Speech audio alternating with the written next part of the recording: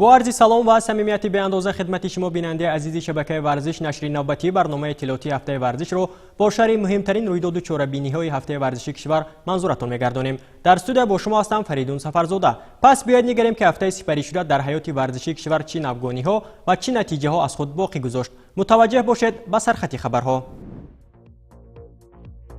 فوتزال بازبانوان منتخب تاجیکستان با نشانهای برنجی مسابقه کافا به وطن برگشتند. جهان پهلوان تاجیک یوسف عبدالسلاموف سرمربی منتخب تاجیکستان اوید به گشتنی طرزی آزاد انتخاب گردید. جودوکاران تاجیک زیر راهنمایی مربی ژاپنی و تمرین‌های دست جمعانه فرا گرفته شدند. صدها پهلوان از قلمرو کشور در مسابقه گشتنی ملی گشتنگیری در ناحیه 5 به هم آمدند. شاهمادبازان نورس تاجیک با دستاوردهای شایان از دبی به دوشنبه برگشتند.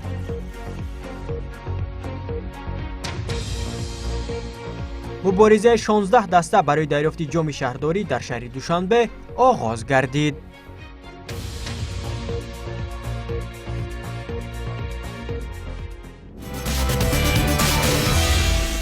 تماشابینان عزیز، هفته ورزشی کشور را از فرودگاه بین المللی شهر دوشنبه از استقبال فوتزال بازبانوان منتخب تاجیکستان آغاز میکنیم که با نشانهای برنجی مسابقه قهرمانی اسوسیاسیون فوتبال آسیای مرکزی از تاشکند به دوشنبه برگشتند. منتخب فوتسال زنانه تاجیکستان زیر راهبری متخصص ایرانی مصطفی افشاری در دومین مسابقه قهرمانی اسوسیاسیون فوتبال آسیای مرکزی که از 27 تا 30 ژانویه در مجمع ورزشی یونس آبادی شهر تاشکند جمهوری با ما همسایه و همجوار ازبکستان برگزار شد، شرکت ورزیده صاحب نشانه برنجی مسابقه گردید. فوتسال بازبانوان منتخب کشور در مسابقه مذکور 3 باخوری گذرانیده پس از مغلوبیت از ازبکستان و ایران همتایان قرقیزشان را شکست داده با 3 امتیاز مقام سوم را اشغال کردند. پس از بازگشت هیئت منتخب کشور را نمایندگان فدراسیون فوتبال تاجیکستان صمیمانه استقبال گرفتند. بازی‌ها خب بازی خیلی سنگینی بود، بازی وزبینی بود. کمند ازبکستان کمندی بود که 3 ماه بود تیاری دیده بود برای این مسابقات. کمندی بود که فیزیکی بودن، واقعا خوب بودن که در بازی فینال ایران هم خیلی اذیت کردن، غم دادن. بازی اول ما با ازبکستان خوب بازی کردیم، خوب شروع کردیم، یکم بدشانسی آوردیم که کاپیتانمون مدینه کم ترک معیب شد، مجبور شدیم بیاریمش بیرون، نفر به جاش نداشتیم. یکم بازی برامون وزمی شد اولین بازی، ولی در کل من از دخترها راضی هستم، خوب بازی کردن، تمام انرژی و تمام زحمتشون رو تونستن بکشیدن. سربان منتخب تاجیکستان مدینه فاضلова در بازی مقابل قرقیزستان پس از آسیب به میدان آمد و خیلی خوب میدانداری کرد و بهترین بازیگری واخوری هم دانسته شد.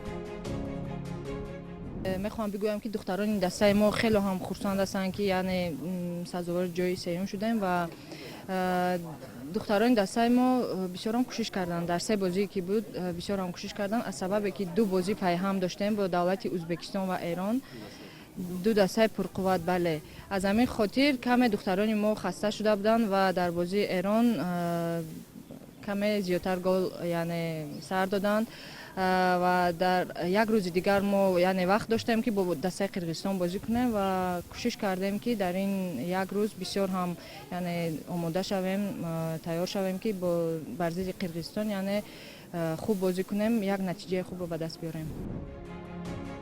قهرمانی اسوسیاسیون فوتبال آسیای مرکزی بین منتخب‌های فوتسالی زنانه با اشتراک ازبکستان، ایران، تاجیکستان و قرقیزستان دایر گردیده، بازی‌ها از روی سیستم دوری در یک مرحله صورت گرفتند. منتخب ایران توانست که دفاع قهرمانی کند و میزبانان به گرفتن نشانه نقره دست یافتند. منتخب تاجیکستان به گرفتن نشانه برنجی دست یافت و همچنین با جایزه فیر پلی قدردانی گردید.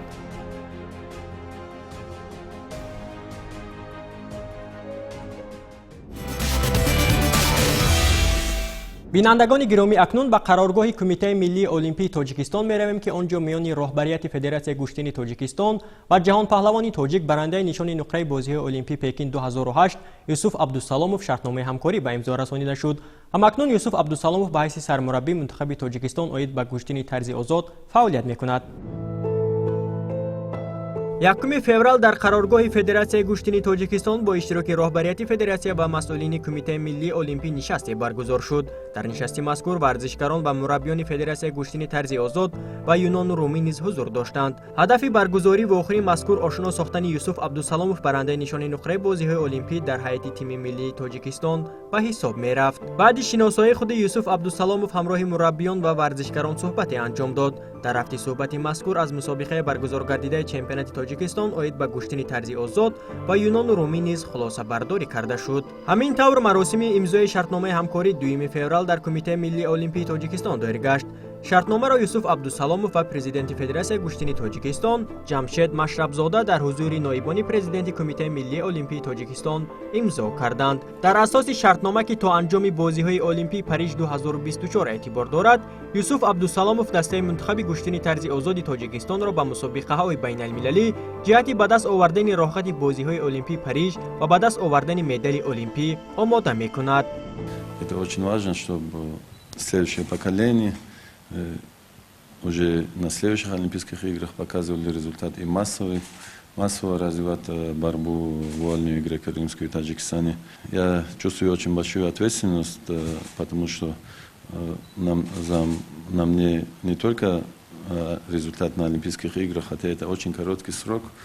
Это обычно контракт заключается в начале цикла. Сейчас получается конец цикла, поэтому очень короткий срок. Будем надеяться, что мы успеем, что в Олимпийских играх у нас был хороший результат. امروز جوانی تاجیک در شهر دبی امارات متحده عرب مرکزی شاهمادبازی خود را دارد که آنجا با تعلیم و تدریس شاهمادبازان نورس مشغول است. در همین زمینه هفته سپری شده شاهمادبازان تاجیک پس از مشغولیت‌های آموزشی و شرکت در مسابقه بین‌المللی اوید به شاهماد از شهر دبی به شهر دوشنبه برگشتند. ما هم به استقبال آنها رفتیم.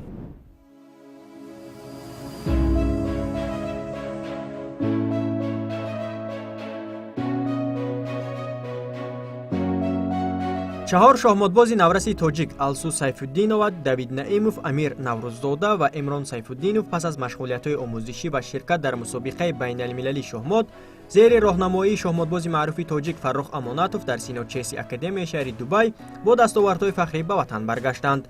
این نورسان چند پیش بعد پیروزی در آزمون مخصوصی شاهمادبازی و آموزش زبان انگلیسی در مرکز شاهمات فدراسیون شاهمات تاجیکستان به شهر دبی امارات متحده عرب سفر برگردیده بودند.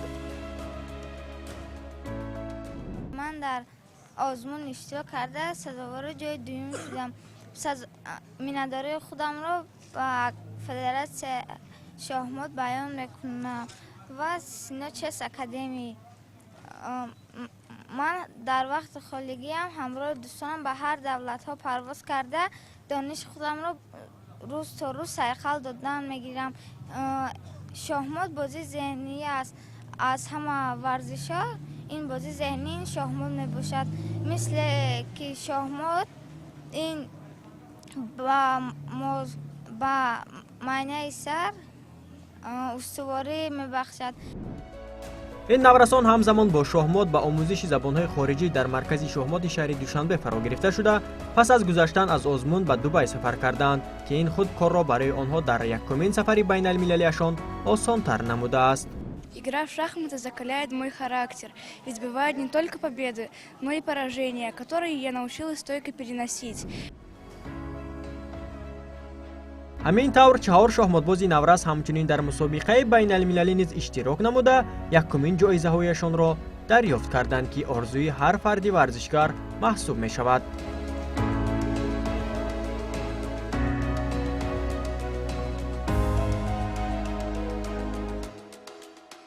Я участник конкурса по шахматам и английскому.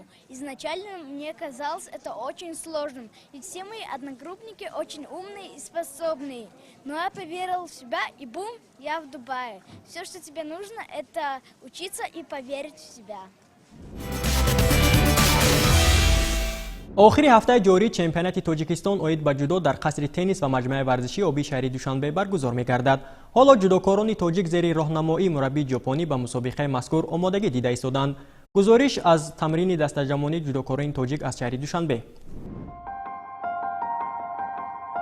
рӯзҳои 11 ва 12 феврал чемпионати тоҷикистон оид ба ҷудо баргузор мегардад. мусобиқаи мазкур дар маҷмӯаи варзиши қасри теннис ва варзиши обии шаҳри душанбе миёни 250 ҷудокор, 230 мард ва 20 зан аз қаламрави кишвар аз рӯи 14 вазн доир мешавад. бархе аз ҷудокорон ҳоло дар шаҳри душанбе ба мусобиқаи мазкур омода шуда истоданд. муҳаммад абдуҷалилзода қаҳрамони феълии кишвар дар вазни то 81 килограмм аз зумраи он ҷудокороneст ки ҳоло дар ин толор тамрин дорад. ӯ имсол ҳам азм дорад ки нишони заррини мусобиқаро ба даст оварда ҳунару маҳораташро дар мусобиқаҳои ҷаҳонӣ нишон бидиҳад. ман соли гузашта дар чемпионати ҷумҳурии тоҷикистон оид ба ҷудо иштирок кардам ва сазовори ҷойи аввал гаштам ва ҳамин дастаҷамонае ки мебинед моро дар инҷо ҷамъ оварданд, чунки як ҳафта пештар аз мусобиқаи ҷумҳурии тоҷикистон мо муаллими ҷопонӣ ки дар инҷо ҳузур доранд бо он кас тамринҳои худро гузаронда истодаем. тамоми саъю кӯшишҳоямонро дода истодаем ки дар ин мусобиқот боз ҳам натиҷаи аввалро сазовор гашта дар мусобиқаҳои байналмилалие ки баъд аз ҷумҳурии тоҷикистон моро интизор аст дар он ҷойҳо низ парчами азизи давлатамонро баланд оварем.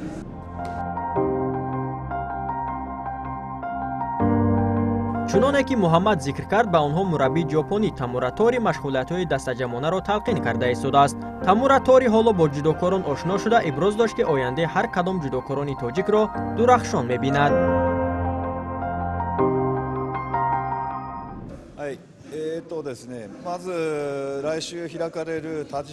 ман аллакай бо баъзе аз ҷудокорони тоҷик ошно ҳастам. бо бархе дигар дар гран-при Португалия будем. бо боварӣ гуфта метавонам ки тоҷикистон дорои ҷавонони болоёқат аст. фақат онҳоро бо роҳи дуруст тамрин додан лозим. вазифаи ман дар сатҳи баланд омода сохтани мунтахаби тоҷикистон ба гран-при душанбе мебошад. кӯшиш мекунам ки вазифаи дар наздам гузошташударо ба хубӣ иҷро бинамоям.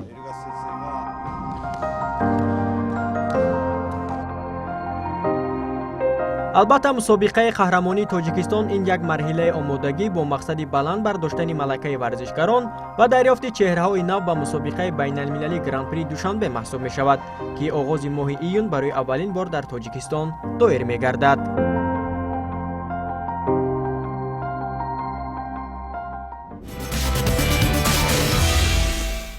дар шаҳри душанбе мусобиқаи анъанавии футбол барои дарёфти ҷоми шаҳрдорӣ оғоз гардид. имсол барои ба даст овардани ҷоизаи асосӣ 16 даста аз шаҳри душанбе ва шаҳру ноҳияҳои тобеи ҷумҳурӣ мубориза бурда истоданд. шаҳри бештари мавзӯъ дар идома. дар майдони дуюми варзишгоҳи марказии шаҳри душанбе маросими ифтитоҳи мусобиқаи анъанавии футбол барои дарёфти ҷоми шаҳрдорӣ 2023 оғоз гардид. дар маросими кушодашавии мусобиқа дар баробари дастаҳои иштирокчӣ инчунин роҳбарияти Федератсияи футболи шаҳри душанбе, масъулини варзиши пойтахт, мураббиён ва собиқадорони варзиш ширкат варзиданд. мақсад аз баргузории ҷоми шаҳрдорӣ дар оғози сол ин барои ҷалби ҷавонон ба варзиш дарёфти чеҳраҳои нав арзёбӣ гардид.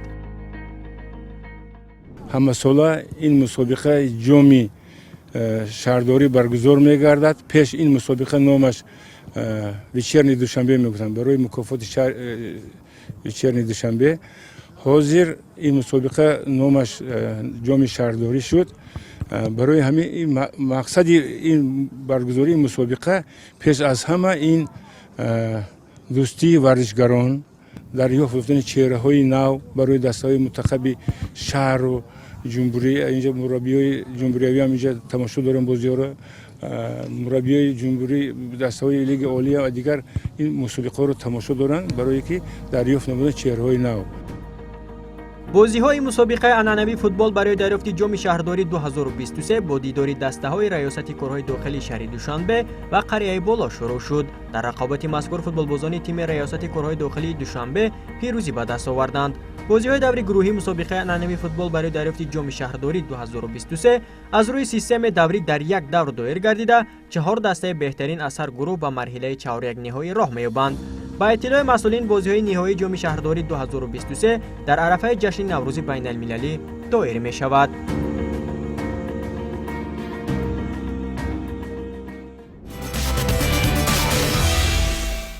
акнун ба ноҳияи 5 вилояти Хатлон меравем ки охири ҳафтаи сипарӣ шуда аввалин мусобиқаи гӯштини миллиро дар мавсими эҳёшавии табиат оғоз кард. шукӯҳу шаомати мусобиқаи мазкур ва шумораи бештари ҳаводорони варзиши аҷдодӣ боз ҳам рақобатҳоро جالب و رنگین تر کرده بود. گزارش ما را از ناحیه 5 پیگیری کنید.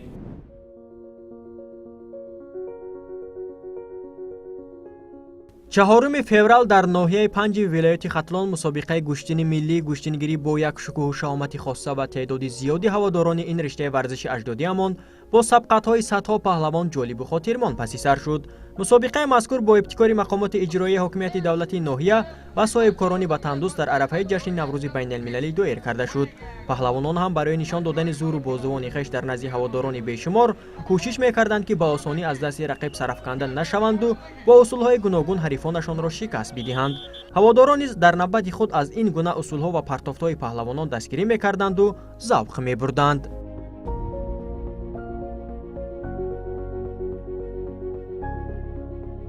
برای از نزدیک تماشا کردن مسابقه گشتینگیری و دستگیری گشتینگیران شماره زیادی هواداران گشتین ملی در میدان حضور داشتند که این از عمومی گردیدن گشتین نیاگانمان درک می‌دهد.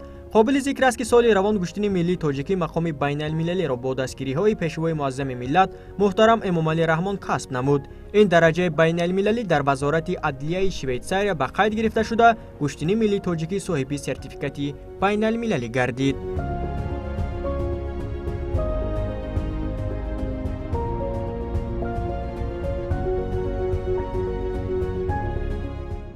باعث افتخار و سرفرازی است که امروز نمود ورزشی ملی ما یعنی گشتینگیری جهانی شده است.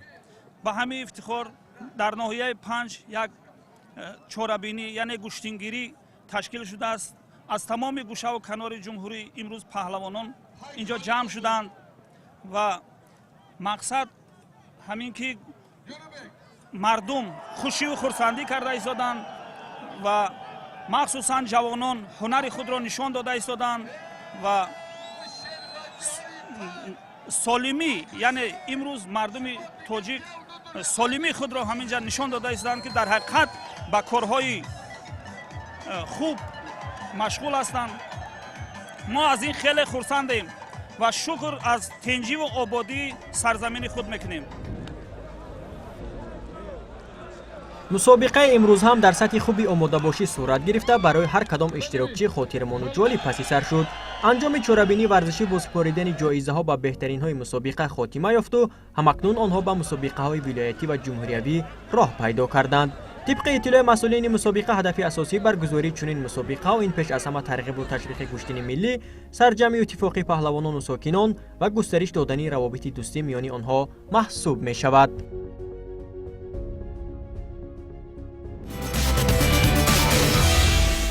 بینندگان گرامی در خاطر داشته باشد سال گذشته شهر خوجند چندین مسابقه های جمهوریوی و بین المللی را در سطح بلند میزبانی کرده بود. سال 2023 باشد در شهر خوجند بنیاد 50 انشات ورزشی از جمله میدانچه‌های فوتبال به نقشه گرفته شده چندین مسابقه های دیگر برگزار می‌گردند. هفته سپری شده در مجلسگاه مقامات اجرایی حکومت دولتی شهر خوجند نشست مطبوعاتی رئیس شهر با کارمندان وسایط اخباری عامه برگزار شد. رئیس شهر خوجند فردوس شریفزاده در برابر نتیجه فعالیت دیگر ساحه‌های خواجگی خلق از فعالیت ساحه ورزش نیز معلومات مفصل داد. قید کرده شد که در شهر خوجند در 6 مؤسسه تیاری ورزشی 123 نفر مربی از روی 28 نمود ورزش در 285 گروه مشغولیت‌های ورزشی می‌گذرانند. مربیان در مؤسسه‌های ورزشی از روی 3 نمود ملی ورزش، 8 نمود غیر المپی و 17 نمود المپی فعالیت می‌برند. آماده نمودن ورزشکاران کسبی، فدراسیای ورزشی نمودهای فوتبال، بسکتبال، بوکس، کراته، جودو، اوشو، قایقرانی، تنیس، تکواندو و جیوجیتسو فعالیت خود را به راه ماندند. در سال 2022 جهت جلب وسیع عامه به تربیت جسمانی و ورزش و بخشیده به صحنه‌های تاریخی در شهر خوجند مسابقه‌ها و چمپیونات‌های ورزشی از روی نمودهای فوتبال، والیبال، بسکتبال، تنیس، کراته، تکواندو، ورزش سبک، گشتین طرزی آزاد، جودو، گشتین یونان رومی، گشتین ملی، سامبو، بوکس، بادمینتون، چوگان بازی، شیناوری، شاهمات، اوشو، کراته دو، تنیس روی میز و غیرها تشکیل و برگزار گردیدند. همچنین مسابقه‌های سطح بین المللی و جهانی از قبیل مسابقه بین المللی برای دریافت جام پرزیدنت جمهوری تاجیکستان از روی نمودهای گشتین ملی، جودو، بوکس در قصر ورزش و ورزشگاه اسپارتاک شهر خوجند با شکوه و شهامت خاصه تشکیل و برگزار گردیدند. رئیس شهر خوجند ابراز نمود که بخشیده به 35 سالگی استقلالیت دولتی جمهوری تاجیکستان در سال 2023 در مرکز ولایت صبح بیش از 50 انشات ورزشی از جمله میدانچه‌های ورزشی بنیاد کرده می‌شوند. سال روان در شهر خوجند برگزاری چمپیونات جهان اوید به گشتن کمربندی در نظر است.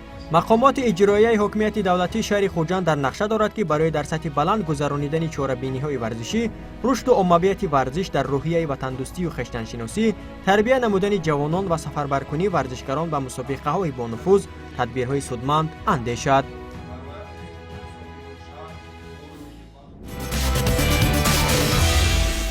بینندگان عزیز، تشکر به شما که تا این لحظه ها ما رو همراهی کردید. برنامه اطلاعاتی هفته ورزش رو اینجا به پایان میبریم. برنامه‌های دیگری تلویزیونی ورزش ادامه دارند. ما رو پیگیری نمایید. خیر.